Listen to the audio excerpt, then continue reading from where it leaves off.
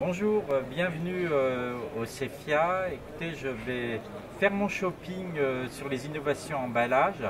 Et donc, suivez-moi, on va aller voir ce qui se passe au niveau de la révolution de l'emballage, puisque l'emballage est en train de changer. Et notamment, je vous propose de voir si l'emballage de demain sera avec ou sans plastique. Parce que comme vous le savez, et vous l'avez peut-être lu dans le livre, les papiers et cartons reviennent en force, donc le carton arrive, mais est-ce qu'il arrive sans plastique? On va découvrir tout ça. Donc nous allons aller déjà...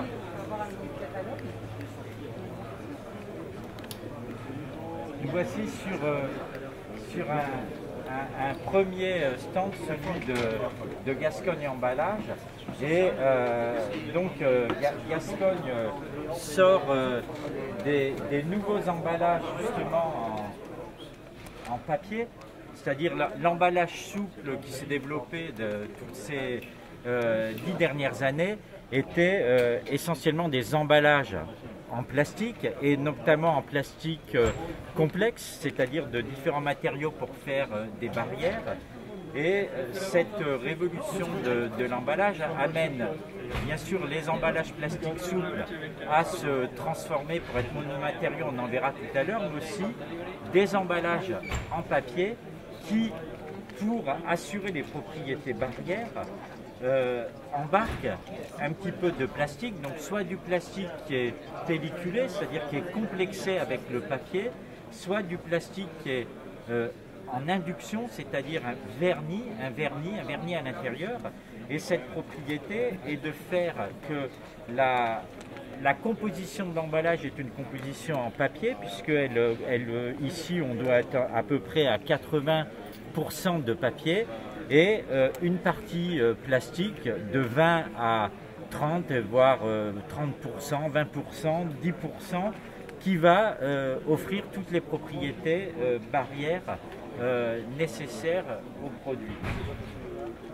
La particularité de ce type d'emballage, c'est qu'une partie est recyclable. On voit le logotype ici. Elles intègrent la filière des papiers et cartons, et on va récupérer la fibre. Le problème évidemment après est le plastique résiduel dans les pulpeurs, qui va aussi demander à être recyclable. Mais c'est la première tendance, et on le voit vraiment apparaître énormément dans les produits secs. Et je prendrai par exemple Nesquik qui aussi a sorti, est en train de sortir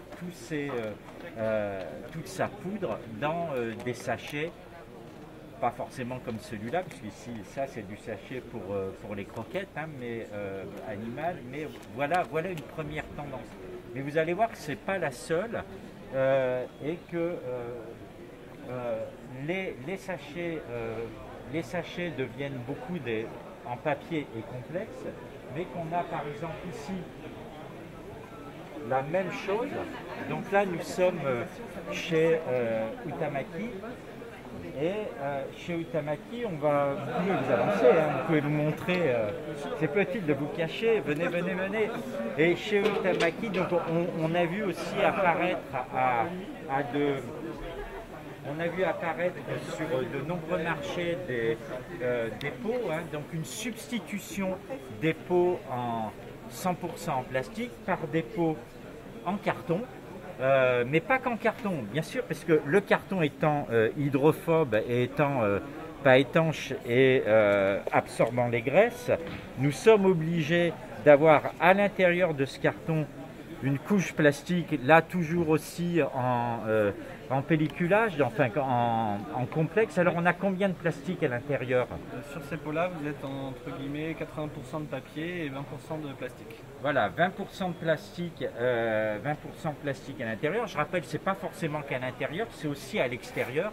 J'appelle souvent ce type de produit un petit peu des sandwichs de plastique au papier. Mais bon, la particularité de ces pots, c'est de diminuer la quantité de plastique utilisée, et aussi d'aller vers le recyclage des papiers et cartons, de récupérer la fibre Et là, toujours d'avoir du plastique résiduel hein, qui devra être traité, qui pour l'instant, en grande majorité, il faut bien le dire, ce plastique aussi bien pour les sachets que nous avons vus tout à l'heure que pour ces pots, est un déchet de pulpeur qui n'est pas toujours revalorisé, qui n'est pas recyclé et qui va soit être récupéré en énergie, c'est-à-dire brûlé, soit l'enfouissement. Alors pour répondre à cette problématique, on va voir à cette problématique de recyclage qui consiste à séparer les matériaux pour les récupérer. On a une autre tendance qui est montrée dans le livre et que vous avez juste en face. Merci, je vous en prie. Merci pour vos pots. Alors ces pots, vous n'en avez pas que des ronds, hein. Il y en a des rectangulaires, vous avez peut-être vu les glaces, cartes d'or, etc. qui sont sortis. Ces pots en carton, on en voit apparaître beaucoup. Alors je voudrais vous montrer autre chose. Je voudrais vous montrer ces barquettes-là. Je vais essayer de... Est-ce que je peux, bonjour, avoir une de vos barquettes hybrides, s'il vous plaît. Elles sont... Alors je voudrais vous montrer ces barquettes, j'en voudrais juste une. Voilà. Alors ce que je montrais tout à l'heure, si vous voulez, c'est que le plastique était complexé avec le carton. Autre tendance qu'on voit apparaître, c'est la séparation du plastique et du carton. C'est-à-dire que on va avoir toujours, parce que en fait il faut bien le dire à nos auditeurs, aujourd'hui pour assurer la protection, c'est la fonction essentielle de l'emballage, pour assurer la protection, bonjour monsieur, voilà, pour assurer la protection et la conservation, il faut du plastique. Et ce plastique, il faut le réduire. Mais lorsque vous réduisez le plastique, ben vous avez du souple, quelque chose, et vous n'avez plus de tenue de l'emballage. Donc on ne peut plus même ce qu'on appelle le gerber, c'est-à-dire faire des piles sur les palettes. Donc pour résoudre ce problème, on va avoir un plastique beaucoup plus faible, de beaucoup plus faible grammage. Donc vous voyez, il tiendrait pas, il tient pas. Vous allez en voir aussi tout à l'heure des souples. Et en fait, on va faire assurer au carton la portabilité de l'emballage. L'idée étant que normalement le consommateur, il est demandé, mais vous saurez que si on ne le demande pas, et d'ailleurs on le voit bien écrit, il est demandé au consommateur en fin d'usage de séparer les deux pour que ça parte directement au recyclage des papiers et cartons et ça aille au recyclage des plastiques. Et vous voyez que finalement on a un plastique quasiment vierge de bonne qualité puisque toute l'impression et tout le décor est porté par le carton et qui permet d'avoir une ressource plastique facilement recyclable et qui rendra in fine un matériau de qualité. Matériau pur et recyclable. Après, effectivement, le consommateur va-t-il faire le geste? Je pense pas souvent.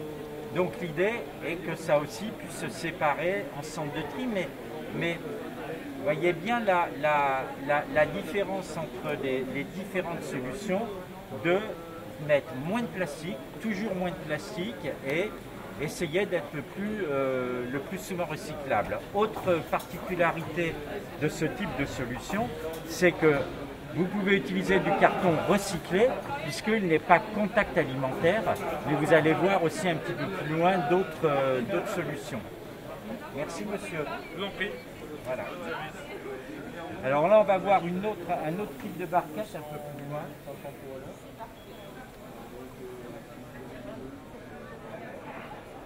Donc vous voyez que malgré les conditions sanitaires, et ça fait du bien de voir du monde, tout le monde masqué, mais du monde, on peut parler aux gens, on peut toucher les produits. Bonjour, bonjour à vous. Alors je voudrais vous montrer ici une autre solution emballage qui est le même. Donc tout à l'heure vous avez vu une autre barquette. Je peux pour montrer la séparation, ça vous dérange pas? Oui, allez-y, allez-y. Alors là tout à l'heure vous aviez une barquette en PET un petit peu plus épaisse. Donc ça c'est un petit peu la même idée. Donc une barquette en carton pour assurer la portabilité. Donc vous voyez, elle est bien solide. Celle-là, elle est pliée, collée. Et vous avez un plaquage plastique. Donc je vais tirer dessus. Alors il n'y a pas que le plaquage qui vient, donc mais c'est pas grave. On va voir et vous allez voir que en fait c'est un petit film plastique qui fait. Donc là on a combien le pourcentage carton plastique sur la barquette est de combien, monsieur? On est au moins à 95%. On est à 95%, donc 95% carton. Moi, ce que je rappelle, c'est qu'aujourd'hui, Citeo dit qu'à plus de 50% de papier carton, on intègre la filière des papiers carton pour le recyclage. En Belgique, c'est 85%, en Allemagne, 95%, donc ces 50% vont bouger. Mais l'idée de tout ça est quand même d'utiliser moins de plastique et d'avoir des propriétés, les mêmes propriétés barrières. Parce qu'avec le plastique, qui est un matériau vraiment extrêmement protecteur, on peut avoir les mêmes fonctions de protection avec presque 5-10 fois moins de plastique, mais encore une fois, il va devenir souple.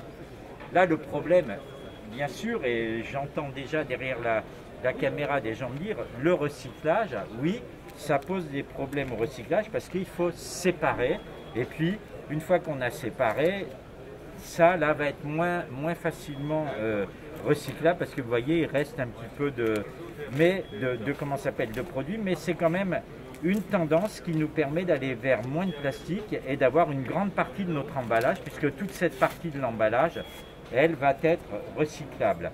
Donc vous voyez ces différentes barquettes qui sont des nouvelles barquettes. Et le carton, oui, le carton revient en force, mais le carton revient en force et il revient en force pas sans plastique. Donc je vais vous amener ailleurs pour voir d'autres solutions. Merci. Merci. Hein? Bon salon. Merci. Pardon. Alors nous voilà ici chez les bars. Donc là c'est aussi très intéressant de voir ce qui se passe. Il y a du monde. Il y a du monde. Pardon, excusez-moi monsieur, je voudrais juste... Bonjour monsieur. Bonjour. Je voudrais... Check. Donc vous savez que les acteurs des fruits et légumes n'ont plus le droit de conditionner les légumes, enfin en partie, c'est-à-dire les légumes non transformés, hein, les tomates, les pommes et autres, dans des emballages en plastique au-dessous de 1,5 kg. Donc on voit vraiment apparaître énormément dans les fruits et légumes des barquettes, hein, des barquettes de ce type. Voilà, donc là, tiens, j'en prends une pour des champignons, voilà, donc avec des petits champignons. Mais alors là, on a zéro plastique dedans, on n'a plus de plastique puisqu'on a des ajourements. Alors là, autant d'ajourements que de la créativité des gens qui veulent les faire, hein, des sortes de mouches à rabier. Et on voit apparaître des barquettes en carton maintenant pour conditionner ces plastiques, ces fruits et légumes. Sans plastique, certaines peuvent avoir, parce que peuvent avoir des besoins, peuvent avoir aussi une induction de plastique, c'est-à-dire un vernis, ou comme ce que j'ai montré tout à l'heure. Mais là, globalement, on est quand même dans le zéro plastique. Exactement. Après, vous avez aussi d'autres choses que je voulais montrer qui sont justement ces barquettes que vous voyez avec... Monsieur est très bavard. Monsieur il est bavard, c'est son boulot. Hein. Ah, vous vouliez parler un petit peu. Non, juste dire quelques mots sur la société Le Bar. Donc, nous sommes cartonniers depuis 1937, 275 personnes. 275 J'ai pas laissé les gens trop présenter leur société, voilà, je présente d'autres produits. Deux petits mots. Société de cartonnage en France, un multisite, 275 collaborateurs et depuis 1937. Et donc on travaille les papiers, les cartons. Et effectivement, pour suivre la demande, on a orienté donc, des sites de production sur la fabrication de barquettes fruits et légumes en base carton ou, c'est l'exemple qu'il y a sous nos yeux, de barquettes également avec un mixte soit en cellophane pour assurer la visibilité des produits, soit en PET recyclable. Et ça, ce sont des produits qui sont extrêmement demandés pour allier à la fois la réduction du plastique. Alors celui-là, il est en PET, lui, parce qu'il y a marqué 100% recyclable. Tout à fait. Il y a le choix aujourd'hui entre la cellophane qui est homme ou poste et une tendance de plus en plus vers le recyclage. Alors, vous savez que toutes ces problématiques de recyclage, etc., sont dans la vraie vie, bon, je vais le dire parce que je m'occupe aussi, voilà, dans la vraie vie, effectivement, la destination de ces emballages sont dans le recyclage des papiers et cartons. Le plastique va demeurer quand même un déchet de couleur. Est-ce qu'il sera traité par le recycleur papier et carton? Pas toujours, mais de toute façon, il faut bien garder en mémoire, quand je l'ai montré tout à l'heure, que plus la fenêtre est grande, plus on s'approche des 50% fatidiques. Donc il faut rester dans les moins de 50%. Je disais en Allemagne, c'est 95%, mais l'important de ces solutions, c'est que ce sont des solutions 100% carton, pas toujours zéro plastique, mais avec beaucoup moins de plastique. Exactement. Voilà. On est dans la réduction des volumes d'usage, volumes de plastique. Ce qu'il faut allier de toute façon, c'est aussi la visibilité. Alors, on peut aller au 100% carton, ça c'est clair, avec une réduction de la visibilité, où on peut réduire des tonnages très importants de plastique tout en conservant la visibilité. Ça, c'est au choix des distributeurs, des consommateurs, mais effectivement, on s'aperçoit quand même qu'en tant que consommateur, pour des fruits et légumes, notamment les fruits rouges, on veut voir le produit. Bien sûr. S'il n'y a plus la visibilité, c'est un problème. Alors vous allez me dire, oui effectivement, là je vous ai montré beaucoup de solutions papier-carton sans plastique, et pour autant, avec moins de plastique, donc on voit que de toute façon ça va être difficile de faire sans plastique, mais vous allez voir que le plastique est loin d'être mort parce qu'il n'a pas dit, il est loin d'avoir dit son dernier mot. Au revoir monsieur. Et là je vais vous emmener directement vers le plastique pour savoir finalement il en est où ce plastique.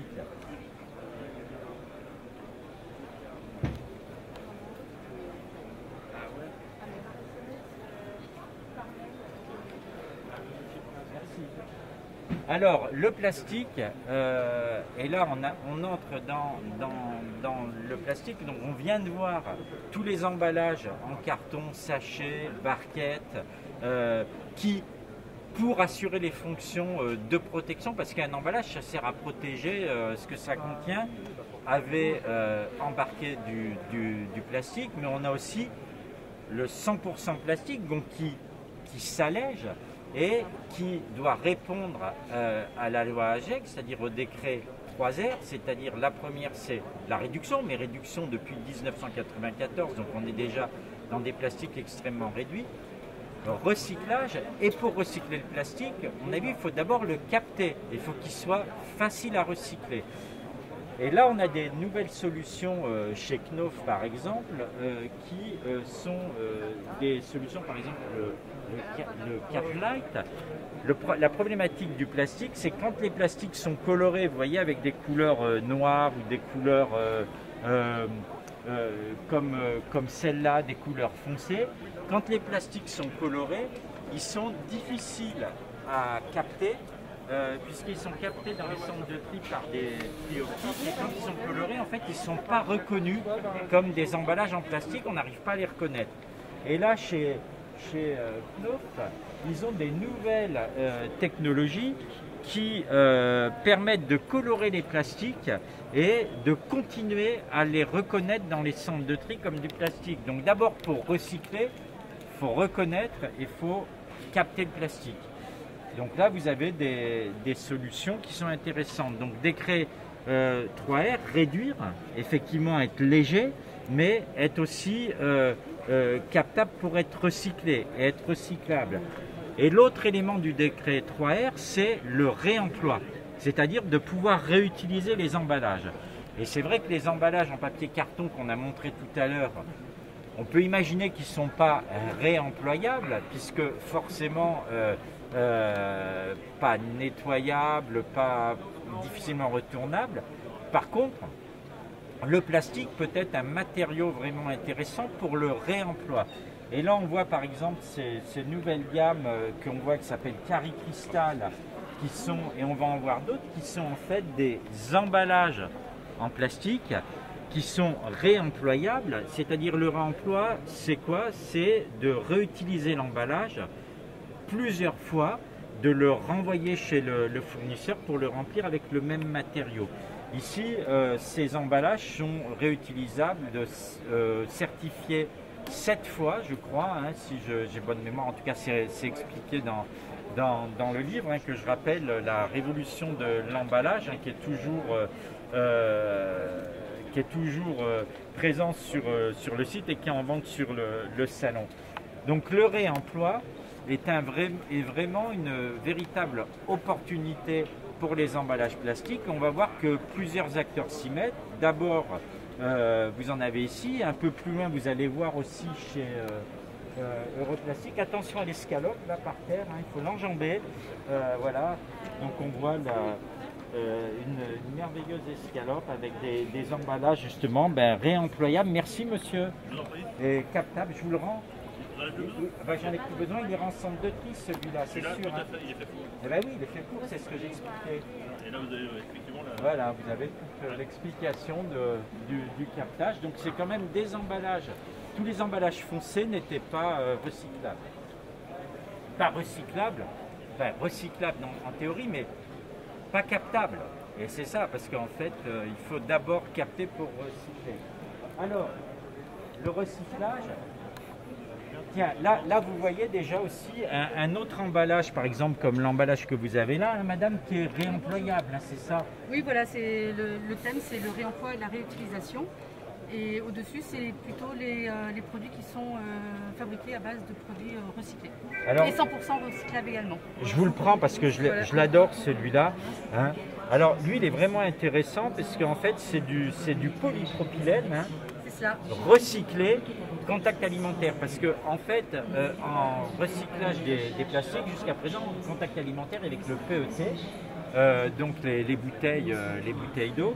Et vous avez aussi maintenant le polypropylène. Et ici, on a un emballage fait à partir de polypropylène 100% recyclé via le procédé masse balance. On ne va pas vous parler de masse balance parce qu'on y passerait du temps. On me fait signe qu'il me reste encore juste un petit peu de temps et je voudrais vous montrer d'autres choses.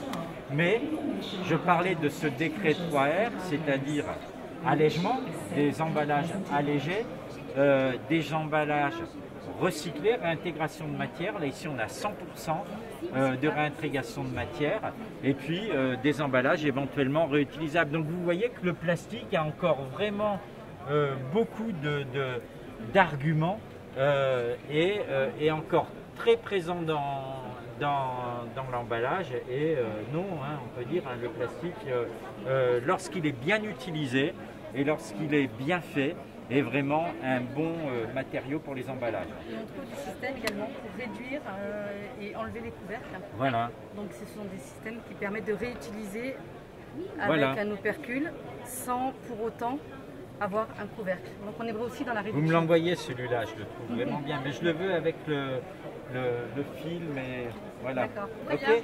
Alors je vais vous montrer maintenant, je vais vous montrer un autre matériau qui est un matériau vraiment intéressant, qui est un matériau de la révolution de l'emballage qu'on voit énormément apparaître. On en voit pas mal dans le salon. Donc là, on revient finalement à de la fibre. On revient à de la fibre. Alors il y a de la fibre de bois, il y a de la fibre de bagasse. C'est la cellulose moulée. Alors la cellulose moulée, vous connaissiez, hein, c'était historiquement la boîte à œufs, mais la boîte à œufs, les cases, mais aujourd'hui en cellulose moulée, on voit ici chez Ecofeutre, bonjour, des produits vraiment super en cellulose moulée, par exemple des bacs, enfin des bacs, non, des saladiers, hein, ouais, pour mettre des... Voilà, c'est pour mettre des salades. Alors, je peux l'ouvrir? Oui. Allez-y, allez-y, je ne veux pas vous le... Il a été un petit peu manipulé. Ouais, il a été manipulé. Donc ça, c'est 100% de la cellulose. 100% papier. Il y a 0 plastique dedans. Non. Alors effectivement, c'est pour mettre des salades, pour... Il n'y a pas de fonction barrière, mais en fait, finalement, des salades... On a une petite fonction barrière. Une petite, légère. Oui. Il y a quoi, une induction? Il y a quoi Non, c'est dans la masse. On a une recette qui nous permet d'avoir une résistance à l'eau de 13 heures voilà. Et une résistance à l'huile d'1 heure. Voilà, eau et huile d'1 heure et 13 heures. C'est vraiment intéressant parce que, en fait, c'est pour la restauration collective et ça ne vous a pas échappé que quand vous allez dans restauration collective, bon, vous faites votre salade, etc. Et en fait, vous la mangez au bout de 30 minutes, ouais, des fois 10 minutes, 1 heure. Et en fait, on n'a pas besoin d'avoir des emballages avec une protection ad vitam aeternam hein, pour manger tout de suite. Donc voilà, on voit aussi ça pour des burgers. Vous voyez, des nouveaux types d'emballage. Donc là, on est en 100% cellulose, oui. 100% recyclable. 100% recyclable. Il n'y a pas de... Là, on est vraiment dans le... Il n'y a plus de déchets. Non. Alors, biodégradable, on n'a plus le droit de le dire sur les emballages bientôt. Donc, il vaut mieux être recyclable oui. que biodégradable. Vous n'aurez plus le droit de le dire. Ce type d'emballage est quand même... Et l'emballage, je tiens à le dire, est quand même la fin de vie idéale de l'emballage, c'est quand même de tourner en boucle, donc oui. d'être recyclable. Voilà. Donc la cellulose moulée, et vous voyez la qualité. Alors l'avantage de la cellulose moulée, finalement, c'est qu'on a des qualités formelles qui sont très proches des qualités du plastique. Oui. Hein. D'ailleurs, on pourrait presque se dire que tout ça... L'avantage de la cellulose, effectivement, c'est pouvoir de la mouler, donc la oui. mouler à la forme d'un produit spécifique, d'une géométrie particulière, et ça donne beaucoup d'intérêt au produit. Ben merci. Je vais d'ailleurs vous montrer, alors là on va faire quelques pas au pas de course, parce qu'il me reste, on me montre quelques minutes, donc là on va cavaler. Je voudrais vous montrer un petit peu plus loin. Vous voyez beaucoup de choses, mais je voudrais vous montrer un petit peu plus loin d'autres emballages en cellulose. Au passage, ici, vous avez aussi des barquettes. Des barquettes, vous voyez, des barquettes en bois, thermoformées en bois. Donc le bois est aussi un matériau qui est en train de revenir aussi. Hein. J'ai dit beaucoup que la révolution de l'emballage, le bois, la révolution de l'emballage faisait feu de tout bois. On voit aussi même des barquettes, beaucoup de barquettes, vous voyez en carton ici, c'est des barquettes en carton mais avec des impressions bois, donc toujours ces solutions dont je vous parlais, et venez pour juste...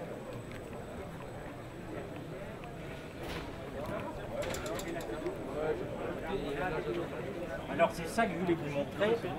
Je voulais vous montrer, donc, excusez-moi monsieur, je vous en prends une, bonjour.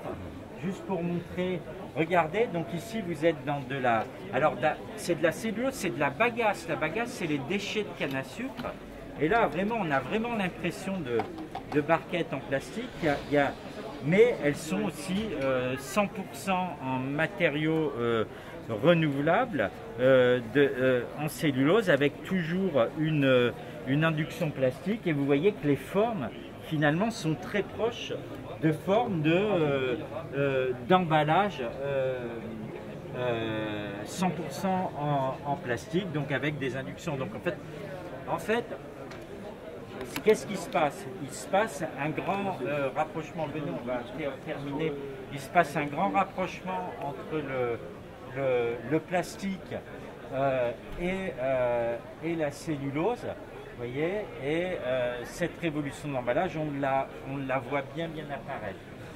Voilà ce que j'avais. On va retourner, on revient devant notre espace. Vous avez donc, si vous n'avez pas visité, j'espère que je vous ai fait un petit tour instructif.